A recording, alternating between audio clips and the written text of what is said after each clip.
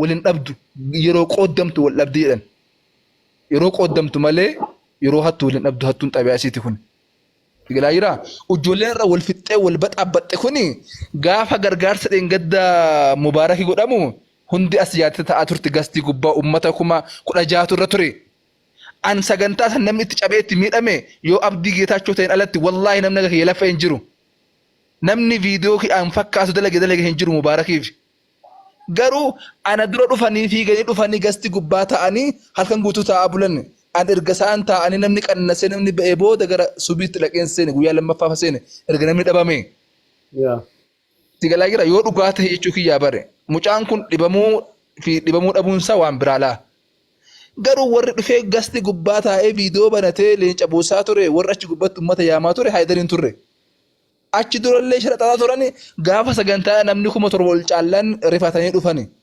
sigalee as ba'anii haasaa jiran yoo $500 kum tokko naa kennite sila aynillee si wajjin hojjedha bu'aa malee akkam si wajjin dalagaadha dhimma dhukkubaatii miti ijoolleen ashqaabaa jedha beektaa wallahi in kijibu ufumaa ofii ragaafitti ba'u waan tokko hin dalagani sa'a 24 akka warra qillinxoo fi qaallitti jiru girgiddaa 4 malee waan biraan argani koyoo koornisitti dabalatan malee wanni isaan beekan tiiktaakii wanni isaan hojjetan tiiktaakii wanni jiraa ila kun akkuma haasan jedhu shiqqalaadha bakka wal dhabbii tokko illee hin jiru hammeenyi illee jidduu hin jiru ijoolleen tokkoffaa rakkatanii rakkinni biyyaa baase yoo akkanatti hin kijibneef yoo akkanatti aca barbarre kiraan manaa hin jiru adabatanii yoo ta'an muka nyaatu dhakaa nyaatu kanaa jennaani Aidu amma maaltu akkan dubbadhu kan godhe maanni beektaa amma gareen kuni garee walii galuu dadhabedha maalirratti maallaqa Oromoo irraa sassaabamu irratti maallaqa Oromoo irraa zarafamu irratti maallaqa Oromoo irraa saamamu irratti si galee garee walitti naafe lamaani si galee kun kileenatti naafaa kun kileenatti lamaan walitti naafu si galee maaliif jabaan lamaan gaafa walitti dhufe yookaan tokko ta'uu qaba yookaan tokko balleessuu qaba si galee amma maalin argaa jira beektaa yeroo dhiyoo kanatti nan arga waan hundayyuu citii jaraa hundayyuu nan beeka beektaa hamma feemasoonni kun maal gochuu jalqaban beektaa amma kan baalee bakka bu'ee arsii bakka bu'ee ganda fedhee goota fedhee akkasumas immoo nama fedhee dhufee arrabsu jira kan immoo ammas jimmaan bakka bu'ee bakka ta'e wayii bakka bu'ee dhufee ganda yoo fedhe ganda yoo fedhe goota yoo fedhe ustaaza yoo fedhe amantaa namaa waan fedhe irraa kan dubbatu jira ijoolleen kun ijoollee jalatti ijaaramtedha dhugaa jirtuun sitti maaliif deemii kana godhi deemii kana ajandaa godhi deemii akkasitti dubbadhu deemii akkasitti maal godhi jedhan yeroo baay'ee agarteetti yoo ta'eef ijoollee gandaan nama arrabsitu ijoollee ganda namaa qeeqxu ijoollee gootota gaddeebistee arrabsitu siigalee ijoollee hayyoota arrabsitu jechuudha gaafa gama jimmaatii tokko gadi ba'ee goota wayii gadi deebisee arrabsu goota ganda biraa wallaahi laaziim garee jara kanaa keessaa isitti hima jechuudha garee jara kanaa keessaa dhaqii kana godhi deemii kana godhi booda nama sana naannessitee sitti agartaa yookaan gastii mubaarakitti agartaa yookaan gastii aslii irratti argita baalagoota gandaan nama arrabsan abbaa fedhe ekelee dheessitti himuu hin danda'a fakkeenyaaf gurbaa afarsoo jedhamu gurbaa usmee jedhamu ijoollee jimmaa keessaa immoo gurbaa kaalid jedhamu gurbaa ijoollee nama arrabsitu yeroo baay'ee ijoollee baay'ee jiru sii galee deemtee sitti agarta gastii mubaaraka irratti argita kana jechuun jaratu ijaaree gadi gadhiisa sii galee hojii jiraati dhugaa rabbii sitti himan maaliif gaafa ajandaa wayii balleessuu barbaadan gaafa wanta ta'e sassaabbatanii sii galee gaafa wanta ta'e sassaabbatanii walitti funaananii jechuun Oromoon akka wanta sanarratti tukuratii hin gooneef akka wanta sanarratti gaafii hin gooneef yookaan goota wayii gaddeebi'aa yookaan ganda wayii tarrabsan san gidduutti inni nagaan illee gadi ba'ee wal fixa. Sigalee kanaaf inni maafireen Oromoo warree namoota maayyimoota wallaaltoota akkanaa harka bu'ee ishi jararka habuu hireen keenya silaa jabbiloota oofuu miti jabbii akka jiraatu jara duuka deema jabbii akka jiraatu maallaqa fuudhee akkaawuntii jiraatti guuta jabbii akka jiraatu waan hunda godhe warri immoo nuti diyaaspooraa nuti salaxanaa nuti biyya faranjii jiraannaa nuti beekaadhaa nuti waggaa amma kana biyya faranjii jiraanne jedhanii fakkeenyaaf biyya Ameerikaa biyyoota garaagaraa jiraatan kuni warri jara nurratti quubsan Fakkeenyaaf gaafa namni gandaan nama arrabsu kan dhaqee leenca gadhiisu jira. Kan wanti jireenyi maddi galii jira diyaaspooraa biyya Ameerikaati. Diyaaspooraa biyya faranjii jiraatan kanaati. Maaliif jara sappoorti godhu? Maaliif duriyyee boru jara iyyuu gadi baatee gaafa giiftiin kennamuu dhiise jara arrabsitu sappoorti gochuun jara barbaachisa. Rakkataan biyya keenya hin jiru. Haayidar ammaa ijoolleen yuunifoormii ciccitaa kaattee barumsa barattu hin jirtu. Ijoolleen birrii daftaraa hin qabne hin jirtu. Ijoolleen waan qalamaan bitanne hin qabne hin jirtu. Haati Oromoo rakkataa hin jirtu. Haati Oromoo karaa ittiin gadi baatee ol seentu dhabaa hin jirtu. Sigalee dhuguma jarri Oromoo jaallatu yoo ta'e maaliif ijoollee amma gadi baatee yoo feete dheqnaa haadha namaa jechuudha. Amma gaafa sii wal lolan dhufanii maal haadha keetii maaloon haadha keetii akkasa ta'u jedhanii gad deebisanii si arrabsu. Sigalee nama akkasii kana sappoorti gochuun maal faayidaa maalii irraa argatta? Fakkeenyaaf nama rakkate tokko nama beela'e tokko gaafa nyaachiftu rabbiin biraa argachuudhaaf ajirii argachuudhaaf nama uffata rakkate tokko yoo uffata itti bittee toffiste namni sun qullaa jira waan ta'eef uffanni isa barbaachisa waan ta'eef itti uffiste waan ta'eef rabbirraallee namarraallee sammuu dhumti keellee bilisummaa argata atillee itti gammadde jechuudha. Baalagee gadi baatee maqaa sabaatiin daldaltu.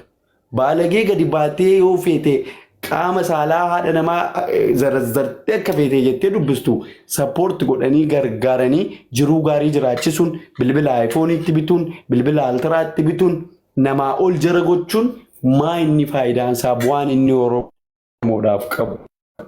Fakkeenyaaf ijoolleen kun mee fakkeenyaaf bu'aan jarri Oromoodhaaf buusan maani? Qabsoo Oromoo keessatti itti hidhamanii, itti miidhamanii, itti rukutamanii maa inni faayidaan jarri Oromoodhaaf buusan? Oromoodhaaf hidhamanii, Oromoodhaaf rakkatanii beeku, qabaatanii Oromoodhaaf gargaaranii beeku hin qaban. Rakkattoota fayyaan jira ofumaa jiraatiifu. Sigalee kan namni kaleessa kiraa manarraa kaffalaa ture sigalee. Faayidaa dhumtii jarri Oromoodhaaf fayyadan bu'aan jarri saba Oromootiif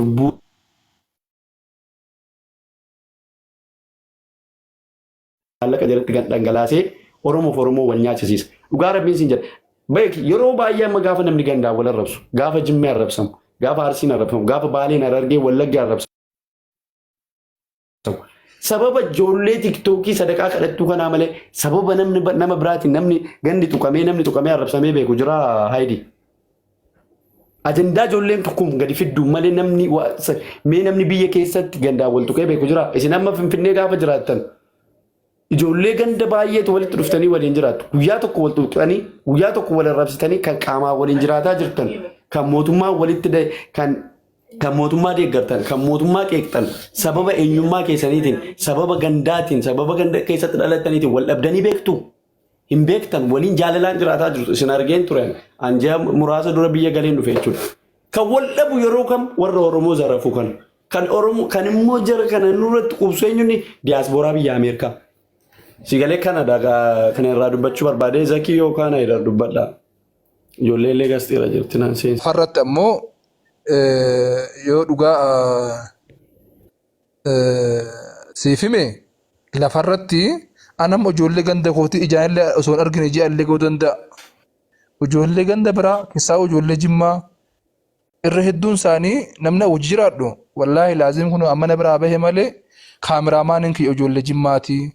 Namni viidiyoo annaa dalagu suuraa haa hokkatu haa bareedu waan miidiyaa kana gubbaa dalagu cufa namni dalagu jalqabarraa ka'ee ijoollee Jimmaati. Nashidaalee ani miidiyaa irra fayyadamuu fi tola ooltummaa irra dalagamu kanaa dalagu ijoollee Jimmaati. Akkanumaan Haayidar Jimma jibba fayyadanii yoo barbaadan as gubbaadhaan maraatan malee jireenyi kiyya irra hedduu ijoollee ganda biraa caalaa. Kana yoo jedhu ammoo yookaan ammoo haalatu hin mijoofne malee ganda kaan barbaade diddee yookaan jibbee miti beeku. Yaani lafarratti waan akkana hin jiru. Lafarratti garuu summii babbadaatu miidiyaa kana gubbaa jira. Summii babbadaa, summii fokkataa.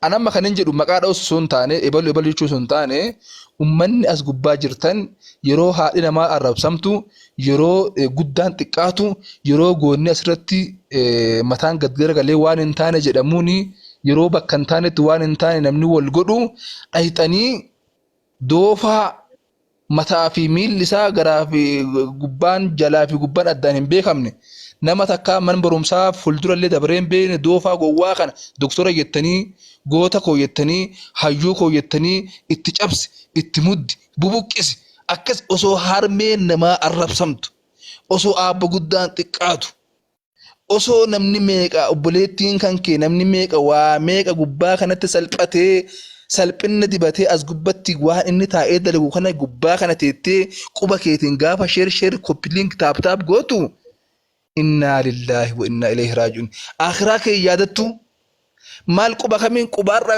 yeroo haati namaa xiqqaattu fi salphattu taap koppiliink gooteedha gaafa kaatimaa kan kee gaafa addunyaarra gara akhiraa deemtu quba saniin shahaadaa qabatta akkamitti ammoo kana aqliin kan kee akkamii fudhata akkamitti aqliin kee kana fudhata Dibra ammoo haqa yoo isin himne warri as gubbaa ta'ee nama rabsu wallaahi laazim tokko mallaqaaf tokko ammoo wabillaahi karim nama baay'ee akka daawwatamuuf malee beekees mitiyyu osoo beekee sila sadarkaa haadhaa beeka osoo beekee sadarkaa gootaa beeka osoo beekee sadarkaa biyyaa fi biyyee ofii beeka daawwattoota heddumina daawwattoota qofa argachuu jecha as gubbaadhaa waan barbaade haasa'ee oolee bula yoo baay'ina daawwattootaa ta'e kadhen gadda Joon Daani'el ta'e nama 30 daawwataa ture namni 30 mitiyyuu namsa dhaqee amman gaafanne mucaan sun beela ta'aa jira rabbi Allahu aalam waa nyaachuu isaallee mucaan sun miilee 2,300 ol qaba akkam beekutti mucaan sun ammoo impaayirri gurguddaan akka addunyaattu biyya kana gubbaa ture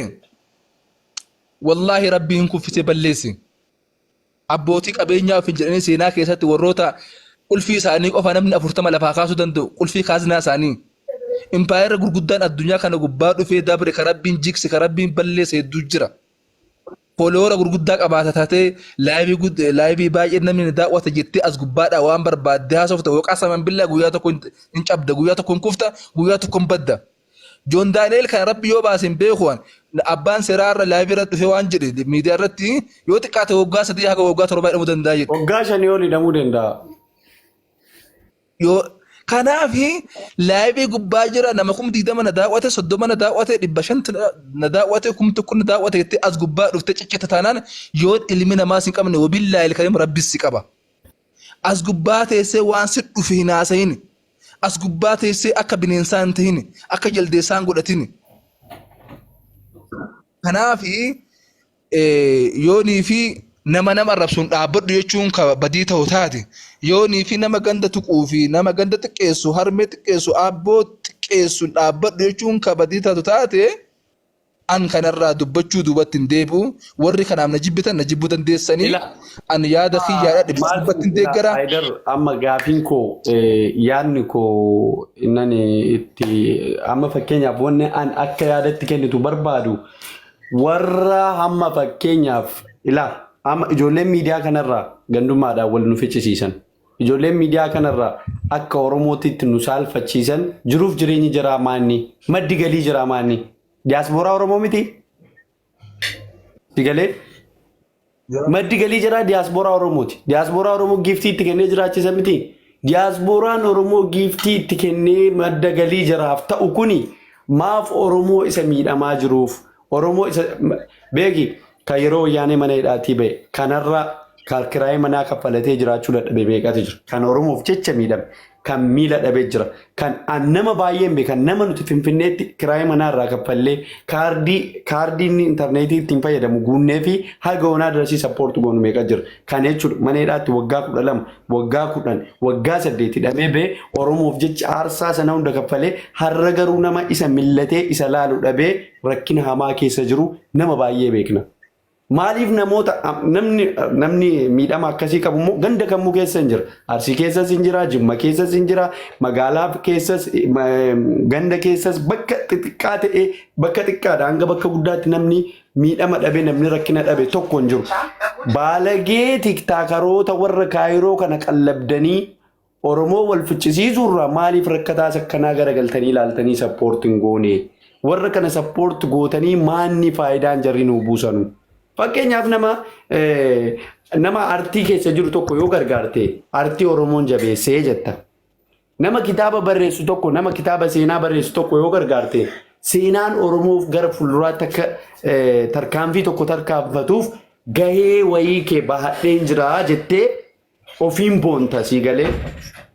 Nama fakkeenyaaf yaala isa barbaachisu tokko nama miidhamee jiru dhibamee jiru tokko yoo gargaarte namni Oromoo kun akka fayyuuf gahee wayii taphadheen jira jettee ofiin boonta si gammachiisa jechuudha.